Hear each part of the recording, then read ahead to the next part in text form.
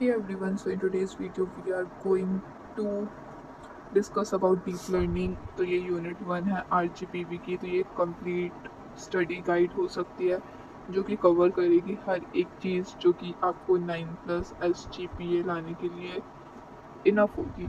So without any further do let's begin. तो ये guide में एक प्रॉपर फॉर्मेट फॉलो किया गया है कि आपको हर एक आंसर की डेफिनेशन, इंट्रोडक्शन, क्यों ज़रूरी है, डायग्राम, वर्किंग, एल्गोरिदम, फार्मूले, एडवांटेजेस, डिसएडवांटेजेस, एप्लीकेशन और कुछ एग्जाम टिप के साथ समरी मिलेगी और एक रिवीजन शीट जो कि आप फॉलो कर सकते हो 1 night before your examination to get the maximum output. तो फर्स्ट क्वेश्चन से स्टार्ट करते हैं, history and evolution of deep learning. तो जो डीप लर्निंग है ये सब फील्ड है मशीन लर्निंग की जो कि यूज़ करती है multi layered artificial neural network to automatically learn hierarchical representation of data.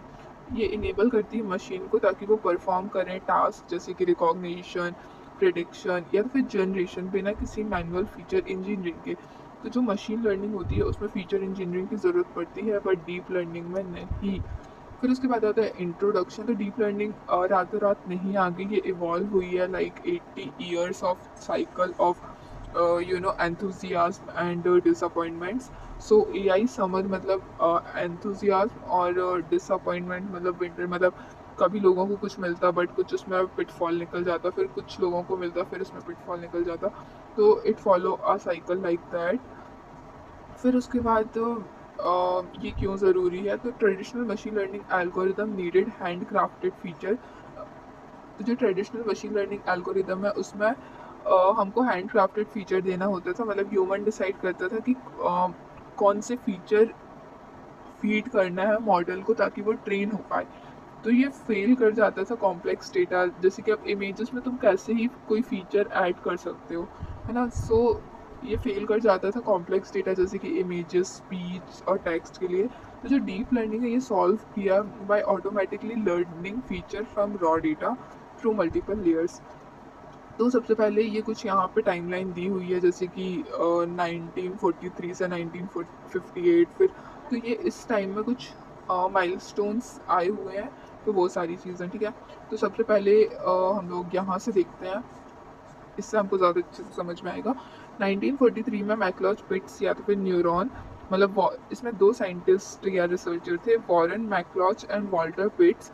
इन्होंने फर्स्ट मैथमेटिकल मॉडल बनाया था न्यूरॉन को यूजिंग बाइनरी थ्रेशोल्ड।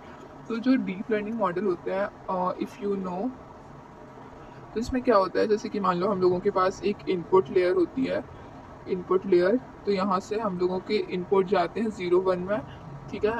एंड फिर उसके बाद एक f(x) फंक्शन होता है जो कि मैथमेटिकल मॉडल को कैलकुलेट करता है और ये बाइनरी ही आउटपुट ही देता है, या तो फिर 0 या 1। तो this is the whole thing, ठीक है।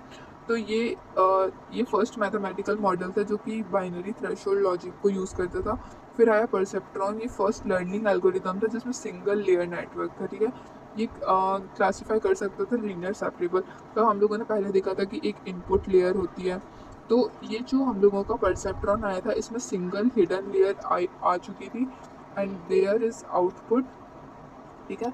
So this is perceptron. फिर उसके बाद आया फर्स्ट एआई विंटर, मतलब फर्स्ट बोल सकते हो फर्स्ट प्रॉब्लम आई कि जो मिन्स्की और पेपर्ट थे, इन्होंने प्रूव किया कि जो परसेप्ट्रॉन्स है वो एक्सॉर प्रॉब्लम को सॉल्व नहीं कर पा रहे हैं। तो ये फंडिंग और इंटरेस्ट को किल कर रहा था। तो उसके कारण 1980s में मल्टी लेयर नेटवर्क और नियोकॉग्नेट्रॉन थिंग आई। तो ये Fukushima neocognitron led the foundation for CNN. तो सीएनएन आया जो कि एक्सॉर प्रॉब्लम को सॉल्व कर पा रहा था। तो ये याद रखना कि जो परसेप्ट्रॉन है वो नहीं कर पा रहे थे, तो मल्टी लेयर परसेप्ट्रॉन आए, ठीक है। मल्टी लेयर परसेप्ट्रॉन एमएलपी भी बोलते हैं। तो ये सीएनएन एल्गोरिदम इसके अंदर आती है। तो ये एक्सॉर प्रॉब्लम को सॉल्व कर पा रहे थे। फिर 1986 में बैक प्रोपोगेशन आया। तो बैक प्रोपोगेशन में क्या होता है, जैसे कि इनपुट लेयर है, फिर हिडन लेयर है और फिर एक आउटपुट लेयर है, मतलब ऐसे सपोज कर लो। एंड इसमें तो बहुत सारी चीज़ें होती हैं जैसे कि ये फीचर से सीखेगा और फिर ये ऐसा ऐसा ऐसा होता है। तो ठीक है। बट सिंपल से समझो कि इनपुट लेयर है, हिडन लेयर है और आउटपुट लेयर है। तो हम लोग बैक प्रोपोगेशन में देख रहे थे, तो बैक प्रोपोगेशन में क्या होता है, एक बार फीड फॉरवर्ड चलता है एंड वो फिर अपनी मिस्टेक से सीखता है, दैट इज बैक प्रोपोगेशन। तो हम लोग आगे देखेंगे फीड फॉरवर्ड न्यूरल नेटवर्क और back propagation, that is also important topic. तो 1986 में बैक प्रोपोगेशन पॉपुलराइज हुआ by Rumelhart, Hinton and Williamson. ये शो इन्होंने बताया कि back propagation efficiently train multilayer networks. ठीक है, तो मतलब ट्रेनिंग इससे और ज़्यादा इफिशिएंट हो सकती है क्योंकि वो एक बार फॉरवर्ड पास में जा रहा है और फिर एक बार बैकवर्ड पास में जा रहा है, तो इससे जो ट्रेनिंग है वो और भी एफिशिएंट हो जाएगी। फिर 1990s में सेकेंड एआई विंटर आया, मतलब सेकेंड प्रॉब्लम आई। अभी तक इतना कुछ हो गया था कि जो एसवीएम और अदर मशीन लर्निंग के मेथड हैं ये आउट परफॉर्म कर रहे हैं न्यूरल नेट में लिमिटेड डेटा में। मतलब ये जो मशीन लर्निंग का कॉन्सेप्ट है, ये एक लिमिटेड अमाउंट ऑफ डेटा ही लगता है इसमें। पर जो डीप लर्निंग है इसमें इसके रिलेटिव थोड़ा ज़्यादा डेटा लगता है। ठीक है, तो जो न्यूरल नेट्स थे ये लिमिटेड डेटा में, मतलब अगर कम डेटा है तो उसमें आउट परफॉर्म कर रहे थे, मतलब अच्छा परफॉर्म नहीं कर रहे थे। ओके, तो मतलब सेकेंड एआई विंटर आया था 1990s में। जो एसवीएम और मशीन लर्निंग की जो मेथड थी वो आउट परफॉर्म कर रही थी न्यूरल नेट्स में, क्योंकि लिमिटेड डेटा और हार्डवेयर होने के कारण, तो इसके कारण जो न्यूरल नेटवर्क की रिसर्च थी उसको डिक्लाइन कर दिया गया इन 2006। मतलब अबाउट 16 ईयर्स लेटर जो डीप बिलीफ नेटवर्क आए। मतलब पहले से हम लोग कुछ यू नो जो ये जो जियोफ्रे हिंटन थे, इन्होंने डीप लर्निंग की टर्म वो की थी इंट्रोड्यूस।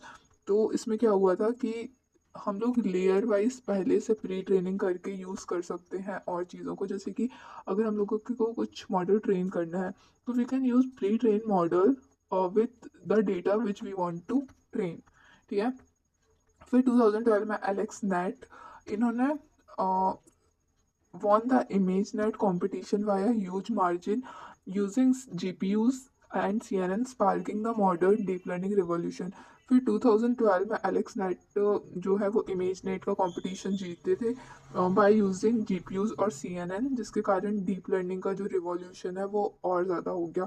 फिर 2014 से 2016 में गैन्स आए, मतलब generative adversarial network, ResNet, residual networks, and LSTM, long short term memory maturity. तो वो सारी चीज़ें आई 2014 से 2016 के बीच। 2017 is the era of transformers. तो इसमें एक रिसर्च पेपर पब्लिश हुआ, attention is all you need, जो कि इंट्रोड्यूस किया ट्रांसफॉर्मर के आर्किटेक्चर को, पावरिंग जैसे कि BERT, GPT and modern LLM को। फिर 2020s में लार्ज स्केल एआई का हुआ, that is GPTs, gen AI, diffusion model and multi model system dominate research and industry. ठीक है, फिर माइलस्टोन टेबल याद करना बहुत इंपॉर्टेंट है। 1943 में माइक्लॉस बिट्स न्यूरॉन आए, 1958 में परसेप्ट्रॉन। तो कंट्रीब्यूटर के नाम आप लोग स्किप कर सकते हो, सिर्फ आप माइक्लॉस बिट्स को याद रखना। 1969 में AI first winter, that is XOR problem आई, जो कि मिन्स्की एंड पैकवर्ड ने फाइंड की थी। फिर 1980s में न्यू कोग्नेट्रॉन। फिर 1986 में बैक प्रोपोगेशन, 2006 में डीप बिलीफ नेटवर्क, 2012 में Alex net GPU CNN and 2017 में ट्रांसफॉर्मर्स।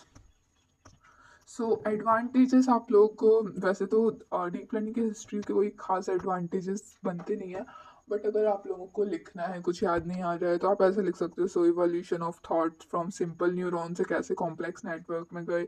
ये बताता है कि जैसे कि एक्सॉर प्रॉब्लम है, इसके कारण न्यू आर्किटेक्चर के लिए मोटिवेशन मिला।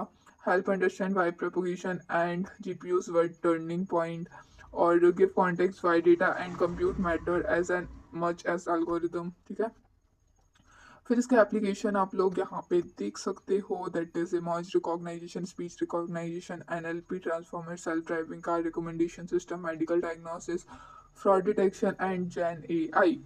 फिर उसके बाद यहाँ पे कुछ एग्जाम टिप्स हैं, ये पढ़ लेना। एंड लास्ट है summary. Deep learning evolved through repeated cycles of hype and winters. It started with the McLeod-Pitts neuron, grew through the perceptron, and its XOR failure was revived by backpropagation in 1986, declined again in 1990s, and finally exploded after 2006. Deep Belief Networks 2012 में AlexNet plus GPU today transformer and large scale compute defined the field. So that's all for evolution of deep learning. In the next video we will see feed forward neural network.